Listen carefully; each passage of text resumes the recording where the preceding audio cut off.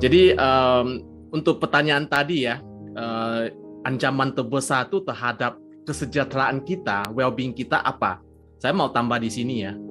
Salah satu ancaman terbesar untuk well-being kita itu sebenarnya adalah ourselves, diri kita sendiri.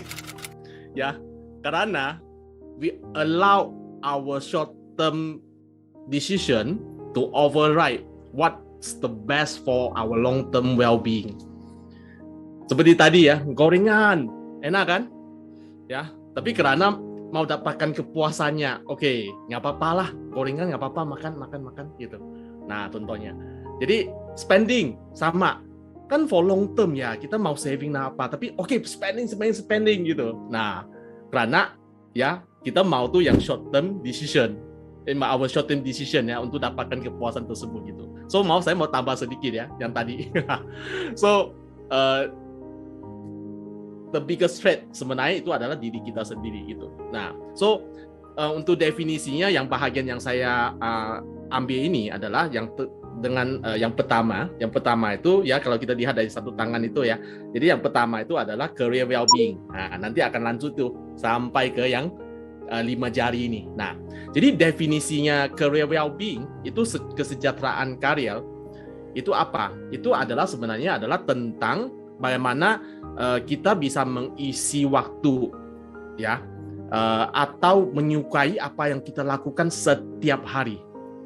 Oke? Nah, itu yang namakan sebagai definisinya ya, sesuai dengan definisinya dari Gallup. Nah, itu bagaimana kita mengisi waktu atau menyukai apa yang kita lakukan setiap hari. Nah, sebelum saya masuk lagi ke topik yang ke informasi berikutnya, saya mau lakukan satu polling. Oke, satu polling ya. So, teman-teman silakan jawab. Nah, ya, polling ini. Oke. Saya akan launch. Silakan. Do you like what you do every day? Anda suka nggak? Ya. Apakah Anda menyukai apa yang Anda lakukan setiap hari? Silakan di poll. Nah, jadi resultnya adalah yes, itu 85%, yang no 8%, dan I don't know 8%. Nah, oke. Nah, ini dari sini ya, dari teman-teman yang ada di sini ya. So, most of you like what you do every day. Nah, namun masih jangan kita tak abaikan ya, ada 8% yang no, they don't like what they do every day. Ada 8% yang I don't know, saya nggak tahu apakah saya suka atau tidak gitu. Oke. Nah, so apa yang mau saya ceritakan di sini? Oke, nah, jadi kalau kalian mau coba, bisa coba pertanyaan ini itu ditanyakan kepada teman-teman kita ataupun your karyawan. Di sini kan kebanyakan tuh kan bosses ya atau entrepreneur ya ataupun yang punya usaha. Bisa coba ditanyakan ke karyawan. Tapi itu secara anonim ya. Kenapa anonim? Jadi kalau karyawan tuh ditanya, apakah Anda menyukai apa yang Anda lakukan setiap hari? Pasti mereka jawab, ya, saya suka. Nggak mungkin dia jawab tuh nggak suka. Ya, kecuali kita lakukannya secara anonim, ya tanpa nama gitu loh. Nah, jadi dilihat apakah secara keseluruhan karyawan tuh mereka suka apa yang mereka lakukan setiap hari. Nah, kalau kita sendiri saja itu tidak suka sama apa yang kita lakukan setiap hari dalam konteks bisnisnya kita sendiri, dan kita mengharap karyawan kita menyukai pekerjaannya, ya. Apa kata dunia kan ceritanya ya. So you have to like, ya harus menyukai apa yang kamu lakukan sebagai business owner. So mengapa kita harus peduli sama ada karyawan tuh suka pada pekerjaannya atau tidak? Bukankah mereka ini semuanya sudah terima gaji setiap bulan dan dia harus lakukan sesuai arahan saya gitu. Apalagi well-being, kesejahteraan diri mereka, ya, life mereka, apa kaitannya sama bisnis kita gitu. Nah, di sini saya share data ini ya. So, data ini bukan yang saya omong, tapi datanya diambil dari seluruh dunia. Nah, so di sini saya ingin menunjukkan yang dari Gallup, datanya tentang employee performance alias kinerja karyawan. Yang pastinya engagement atau keterikatan karyawan itu secara emosional, mereka terlibat.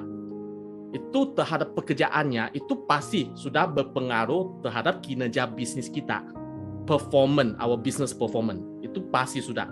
Nah, karena karyawan yang terikat atau kata lain tuh engage, mereka tuh akan lebih kerja lebih banyak buat perusahaan kita.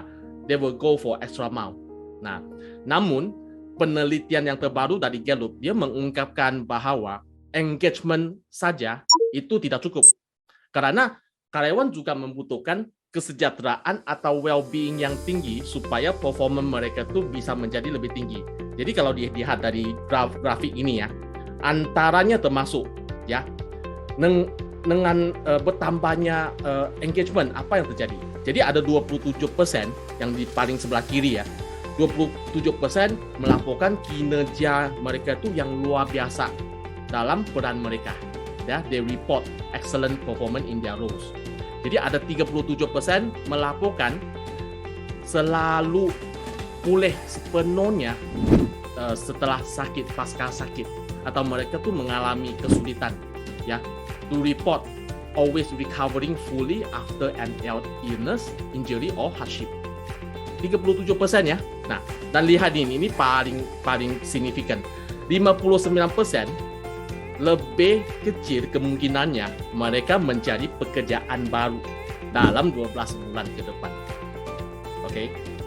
Nah, bukan yang saya omong ya, ini datanya dari Gallup, dari seluruh dunia. Nah, saya mau tanya ini, apakah 3 hal yang ini tentang kinerja yang luar biasa, mereka pulih sepenuhnya dari, misalnya dia sering sakit nih, tapi sakit dia bisa kembali cepat gitu. Nah, terutamanya kayak sekarang ya, kondisi yang pandemik. Nah, jadi setelah sakit dia bisa kembali kerja dengan baik gitu kan. Nah, lepas itu mereka nggak cari kerja yang lain. Nah, apakah 3 hal ini berpengaruh pada kinerja perusahaan? Jawabannya pasti yes. Dari sisi lain, bad workplace killing people. Oh okay? no. Killing people ya, benar-benar ya, killing, membunuh ya. Nah, atau lebih spesifiknya, bad bosses killing people. Okay? Ya, but ya, namun, however, tanpa sadar, we are killing ourselves and our employees softly if you are the bad boss. Okay? Nah, jadi salah satu temuan utama dari penelitian Gallup adalah bahwa orang yang paling kita tidak suka, orang yang paling kita tidak suka itu siapa? Oke, itu bos ataupun atasan kita. Orang yang paling kita tidak suka, bukan klien ya, bukan customer ya, bukan supplier ya, tapi bos atau atasan kita. Oke, nah. Sebenarnya ini membantu menjelaskan mengapa ada satu penelitian tuh dari Swedia ya. Mereka melakukan penelitian untuk 3.000 karyawan. Mereka menemukan bahwa mereka menganggap manajer mereka itu sangat tidak kompeten. Ya, kalau mereka menganggap manajer mereka tidak kompeten, mereka punya resiko 24% lebih tinggi mendapat sakit jantung yang serius. Ya, ada kajian ya buat 3.000 karyawan. Nah, bagi mereka yang telah bekerja di bawah manajer tersebut ya selama lebih dari 4 tahun, resiko sakit jantungnya itu naik jadi 39%. Oke, next. Jadi kita sudah tahu masalahnya di mana. So, solusinya apa? Di sini I want to give one take away ya to all semua teman-teman, terutama member-member BNI itu yang sudah pernah melakukan fitness strength assessment, dan ada yang mungkin tuh reportnya nggak tahu ya udah disimpan kemana. Nah, so sebelum kita tuh menjadi ya tanda kutip killer ya, aplikasikan strength kita dalam kepemimpinan dan juga memberdayakan karyawan kita dalam menggunakan strength terhadap pekerjaan mereka setiap hari. Oke, why strength? Karena strength itu, kekuatan itu sesuatu tuh yang sangat alami buat mereka. Ya. Sesuatu yang apa yang mereka pikirkan, mereka rasakan, dan perilaku tuh yang sangat natural for them. Ya. Very natural. Kalau kita memberikan mereka peluang untuk berkinerja sesuai dengan kekuatannya, they will do the best. Okay? Kalau they will do, they will be on their best self. Kalau mereka bisa do the best, pasti mereka akan rasa happy. If they are happy, their performance akan naik. Sesimpel itu. Oke, kalau itu ya, saya akan menutup bagian saya dengan satu video tuh dari Prince EA ya. Oke, setelah itu saya akan pas ke Ibu Jipora. Silakan Pak Hari. Do you know what day of the week you are most likely to die from a heart attack? Take a guess. I'll give you a second. It's Monday. Care to guess what time? It is between 8 and 9 a.m. Do you know what else happens Monday at 8?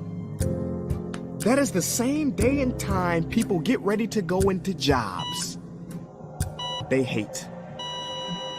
Coincidence? I don't think so.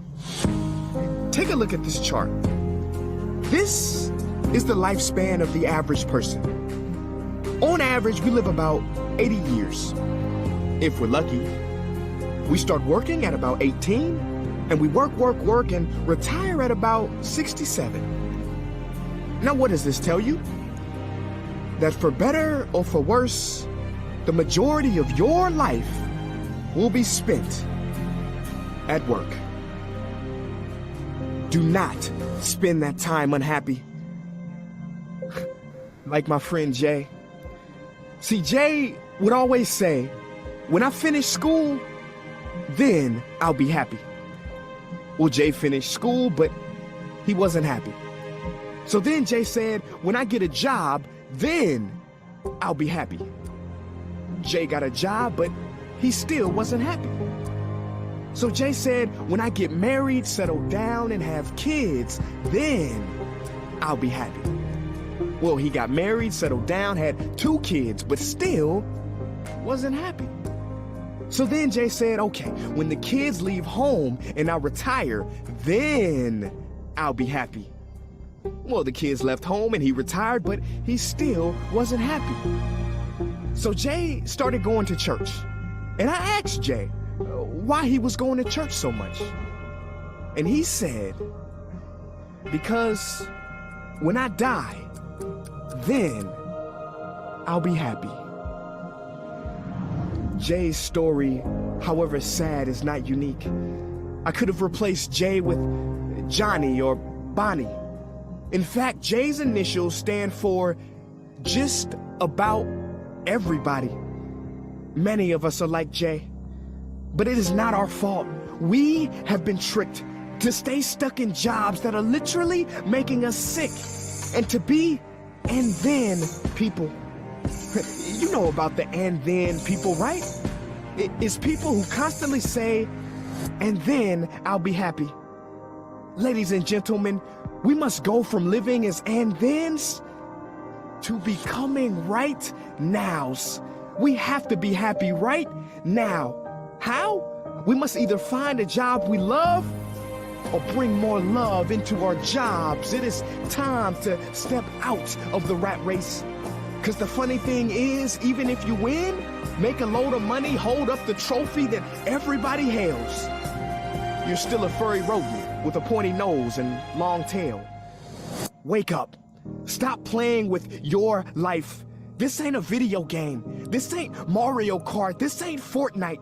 There is no try again button, no option to redo this level. When the game's over, game's over. But there is one cheat code to the human console, and that is to take control and to stop buying into the lies society has told, like how overworking is cool and being stressed out is a status symbol. Oh, and I almost forgot the biggest lie. Keep a work-life balance. Now, on the surface, you may not see how crazy that sounds, but think about it. Work-life balance?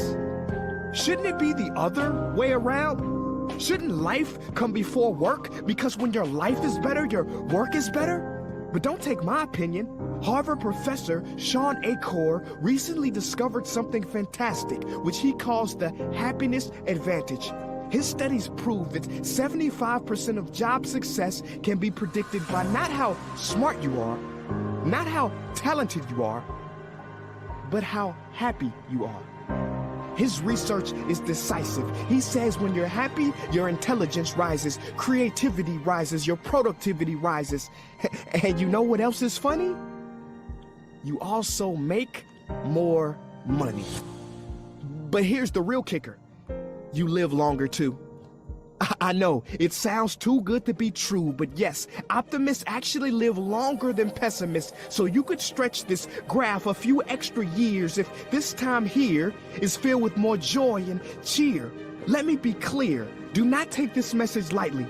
It is your duty to be happy, for your own sake. I don't care if you're here, at the end, it is never too late to trade in your deadlyhood for a livelihood and refuse to suffer during the weekdays. Ironic they call it that, because you're literally in a weekdays where you're constantly waiting for the weekend. See, I believe so many people die of heart attacks because they are involved in work that their hearts are just not in. I believe people have low vital signs because they are involved in work that is not vital to them. My friends, happiness is a choice, but anyone who says it's easy has lied. It ain't easy, but you have to try. The first step is to look inside and remember the quote that the Buddha wrote 2,000 years ago, which I believe today for most people still applies. The problem is, you think you have time. Stop wasting your life.